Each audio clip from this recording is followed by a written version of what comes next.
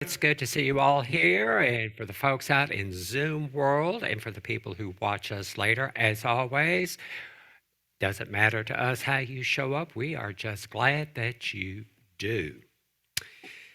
Okay, so have you ever had those times in your life when you just might call it one of those blah or meh times?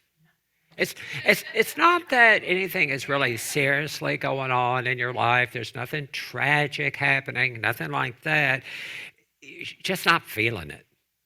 You're just not feeling it. And stuff that used to bring you joy and all of that thing, it's just not happening. And no matter how hard we try, it's kind of like what my Mama Carrie used to call pulling hen's teeth. I didn't even know hens had teeth. But apparently, you don't want to try to pull their teeth, right? It's a hard thing. It's not easy. And, I get that because, I love you guys and I love what I do. And I love writing and things like that. And there are those days, man, when it just flows and you feel connected and it's there and it's happening. And then there are those other times when you're just kind of sitting there going, oh. And you open your eyes and you're still looking at a blank screen. And it's like, oh my gosh, what happened? Yeah, not easy, not easy. And of course, what I'm talking about here is inspiration, things that inspire us. And that's what we're going to be talking about for the next few weeks. And I'm basing a lot of this on Dr. Wayne Dyer's book, Inspiration, Your Ultimate Calling. Now, some of you might be thinking, especially if you were here last week, well, didn't Reverend Ann say the theme for the month? Reverend Danny said it was going to be gratitude. So what's going on? I thought this was all going to be about gratitude in November. Well, I get that, and we do talk a lot about gratitude, especially in November because, it's Thanksgiving, right? And that makes sense. But I think gratitude is a year-round thing, or at least it should be. And if you think about it, gratitude can feed a spirit of inspiration. That is, the more grateful we are in our lives for what we have and what we experience, it inspires us to even more gratitude and it inspires us to share and to give and to love, okay? So it actually can feed into inspiration. So there is a method to the madness. I want to start with a working definition of inspiration today, and rather than going to the dictionary, I'm going to use Dr. Dyer's definition. So for our purposes and for this series, inspiration means being in spirit. In spirit. Dyer taught that when we are in spirit, that when we are fully awake to our connection with spirit, we are inspired. We are in spirit. And when we're inspired, we tend to bring more energy to our lives and to what we do. Our lives become more positive and become better, and we share that energy with those around us. Dyer says inspiration is the simple recognition of spirit within ourselves. It's a return to that invisible, formless field from which everything manifests, including us. So, okay, inspiration is kind of like being super motivated, right? Yes and no, but there are differences between inspiration and motivation. First, you can experience inspiration when you're really not doing anything productive at all. Have you ever been sitting out on your porch or just enjoying a favorite beverage or just doing little close to nothing? And you're sitting there and suddenly an idea just pops into your head and it's a really good idea. Yep, something comes to you and it's like something that you feel like you were just meant to do. And it kind of takes you by surprise. It's like it came out of nowhere. And you may have even stopped yourself and thought, whoa, where the heck did that come from? Well, here's maybe this is what happened. Maybe we just quieted our minds long enough in those moments that we raised our vibration to a match with spirit. That is an example of inspiration. Notice there were no clouds splitting and no angels coming down and none of the, thunder and lightning and stuff. It can be that. Inspiration doesn't have to be that. Now, inspiration again. Inspiration is of spirit, right? We are in spirit, so it is always positive. It comes from a good place, and it has positive results. Motivation, which has its place, can have both positive and negative sources. And motivation can result in both positive and negative consequences. You think about this. Motivation. You can read an article about somebody's weight loss journey, or they're doing something else to improve their health, right? You read that and you think, I can do that. And I need to do that. And then you do that. You set the goals. Nothing gets in your way, and you hit your goals, and you're feeling good about yourself, and you're feeling good about life. Your doctor thinks you're amazing. Positive motivation. On the other hand, let's say you go to your doctor, and your doctor runs your blood test and does an exam and says, you know what, if you don't change the way you're eating, if you don't start moving, if you don't change some of the stuff that's going on in your life, chances are you are going to die sooner than later. You got to get on the ball and make some changes. The goal's the same, improved health, but the source of motivation is different, and how we approach those changes are likely going to differ, right? If it comes from us and we're all excited about it, we're likely to stick with it. If somebody says, you better do it or else, we're not so excited about that, are we? Wake up call, there you go. We don't always like the wake up calls, you're right. Think about this. How many acts of violence have been motivated by the words and examples of powerful leaders, including some religious leaders?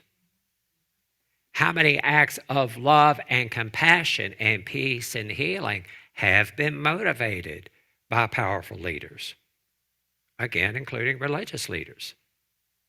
So motivation, again, has its place. Motivation's not a bad thing. It's just that it has different sources, while inspiration has one source, spirit. So how do we access that connection?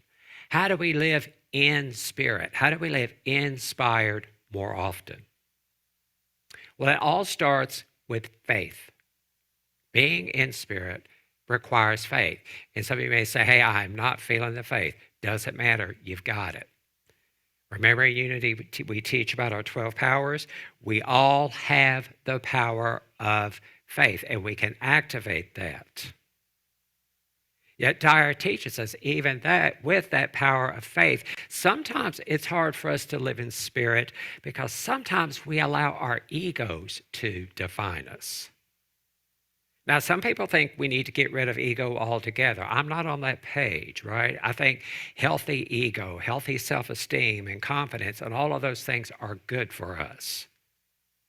Unhealthy ego, where we think it's all about us and it can only be about us, not so much. But what he's talking about here is we allow those things that we do or leave undone, or how much money we make, or where we live, or what we do for a living. We allow those things to define who we are. And when we do that, when we focus on what ego is saying about us, we tend to forget who we are, which is an expression of spirit. So Dyer suggests to address this challenge, we follow the advice of Abraham Maslow, who said, what is necessary to change a person is to change their awareness of themselves. What is necessary to change a person is to change their awareness of themselves. And Dyer suggests that we start with 3 areas. He calls it changing the awareness of our magnificence. Isn't that great? Changing the awareness of our magnificence. First slide, please, Lupe. Maybe already be up there. First, we are changing the awareness of our magnificent talents and abilities. Changing the awareness of our magnificent talents and abilities, and we all have them. Now, this awareness isn't about specific gifts that we have and that people affirm in our lives. For example, like Jennifer, right? She's a great musician and songwriter, and we love Jennifer, and we tell her that, and I'm sure she loves hearing that. And no matter what you do for a living or what you did, and when you do things and people affirm you for that, that feels good. It builds our esteem, it builds our confidence, and that's good. And it's not what we're talking about here. What we're talking about here is just realizing that we're an expression of spirit, and as that expression of spirit and that with that connection, we've got everything we need to do what is ours to do, regardless if anybody else recognizes it or not. We're talented. We got skills, whether anybody else believes it or not. So how do we figure out exactly what is ours to do? Dyer suggests, first of all, that if you have an interest in something, just something comes to mind that you might want to play with or think about, it could be a clue. This might be something that's yours to do. This might connect you to spirit in a way that, you live a more inspired, more fulfilling life. Doesn't have to be about your job either. It could be anything. He goes on to say that if something really excites you, you get really excited about trying this new thing, and you think, oh, wow, I don't have the skill set for that. How am I going to do that? That's probably a clue from spirit that you really ought to look into it and dig into those latent talents and skills that you have. For example, let's say somebody has affirmed that you're a great administrator. You're organized. You can do books, or you can run an office, or you can run a group or whatever, and people tell you how great you are, and that feels so good to hear that. And you do okay, you're okay with it, but something comes to you, that still small voice. Try pottery. Have you ever thought about cooking? Yeah. Have you considered this? Have you considered that? And at first you're thinking, what the heck? But listen, you listen to that. You listen to that, and guess what? Try it. What does it hurt? And it doesn't matter what you produce. You remember growing up as kids and you did pottery and you produced those ashtrays that, oh my gosh, that only your parents could love, right? Maybe your first efforts come out like that. Who cares? And you know why it doesn't matter? Because when we are in spirit, we try stuff for us. We try stuff not so that somebody would say, wow, aren't you a talented potter? Or aren't you a talented this? Or you should change your career and open your own pottery shop, or whatever it may be. You don't do it for that. You do it just because. You do it because it makes you feel good inside. Hey, one day you might open your own pottery shop. You might change jobs. You might change careers. You may not. It doesn't matter as long as we're living an inspired life. Next slide, please. We have changing the awareness about our magnificent physical appearance. Changing the awareness about our magnificent physical presence. And this is a good one for us. A really good one, because if you look around, I think you'll see that most of us here have considerable experience being what I call age amazing. You may have remembered this from a long time ago. I've said all of us are age amazing, everyone. It's just that some of us have more experience at it than others, right? Of course, Most of us do face physical challenges as we grow older. Not everyone, but a lot of us. Sometimes those challenges come in the form of mental acuity. We all face these kinds of things, and you don't deny that, right? It happens. It's how we respond, right? Hey, some of us make jokes about it. I know I do. We talk about hair loss. We talk about weight gain. We talk about, oh gosh, today, Sherry and Patricia and I were talking about forgetting certain things and thinking, oh my gosh, is what's happening? Is it coming? Dementia, is it coming? And we joke about replacement parts for our bodies, right? It happens, but there's nothing wrong with any of that. The challenge comes, though, is when we define ourselves by that. And when we allow other people to look at how we present, either physically or mentally, and we allow them to define us by that. Sure, we may not be able to do a lot of the same stuff we used to do when we were younger. We may not turn heads when we walk down the street like we used to. At least not for the same reason as we do now. We can be facing any number of health challenges too, and that's okay. And you know why it's okay? Because none of that changes who we are. None of that changes our source. None of that changes our essence. None of that changes where we came from. The psalmist reminds us that from dust we came, until dust we shall return. I like what Dyer says. We all came from stardust. We're made of stardust. We're made of the stuff of dreams. This twinkling, magical, beautiful, and light-filled stardust. Believe it. Own it. And don't you dare let anyone, including yourself, especially yourself, dull your shine. Next slide, please. Finally, we have changing the awareness of our magnificent personal history. Oh boy, changing the awareness of our magnificent personal history. When I first read that a couple of weeks ago, I read that and said, oh, Wayne, bless your heart. You do not know my history. I was not, as I like to tell people, I was not always a minister. And you're laughing. And you know why you're laughing? Because some of you have been there too. You know, right?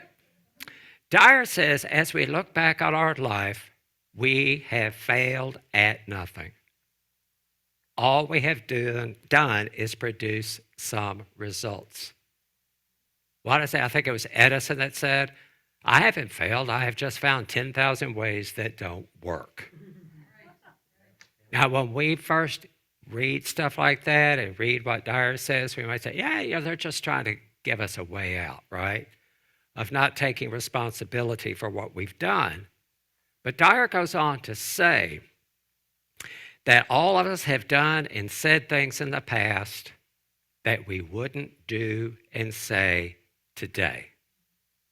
And I can't speak for you, but I can certainly speak for me, and that is so true.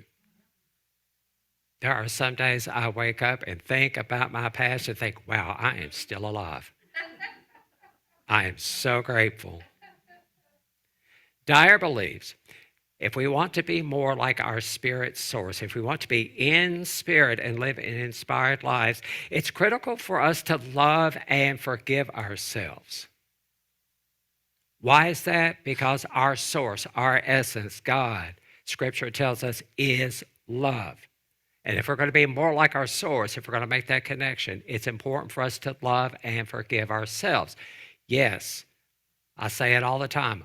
Own your stuff. Own our stuff. Admit it. Make amends whenever possible, and it's usually possible. And move on. Love and forgive yourself. Another point he makes here, and I agree with it, the whole point of this is people and experiences that come to us throughout our lives that come and go are meant to teach us something, to teach us something about ourselves. And we are meant by our presence to teach others. We might learn about ourselves and how we respond and react and interact with others, and they are supposed to be learning from us as well. We are all students, we are all teachers. The question is, are we listening? Are we willing to learn the lessons? And something tells me if we're not learning the lessons, life is going to keep on giving us opportunities to learn until we do. My suggestion, let's try to learn those lessons sooner rather than later. So what do we have so far? To live an inspired life, to be in spirit, first requires faith, activating that power of faith. Faith in the truth of who we are. And from there, we begin our working, changing our awareness of ourselves, of our own magnificence, our magnificent talents and abilities, our magnificent physical presence, and I would add our magnificent mental presence, and our magnificent personal history, lumps, bumps, and all. You might think, I can work on all that, but once I start working on that, how do I actually know when I'm in spirit? When do I know I'm actually hearing from spirit? You gotta come back next week. You gotta come back. And not only for that, we're having some great food next week too. So hey, if not for the talk, come back for the food, okay? All right. In the meantime, you do have homework. And your homework is to let's get out there and be your most magnificent self. And remember, one more time, don't you dare let anybody dull your shine. And so it is.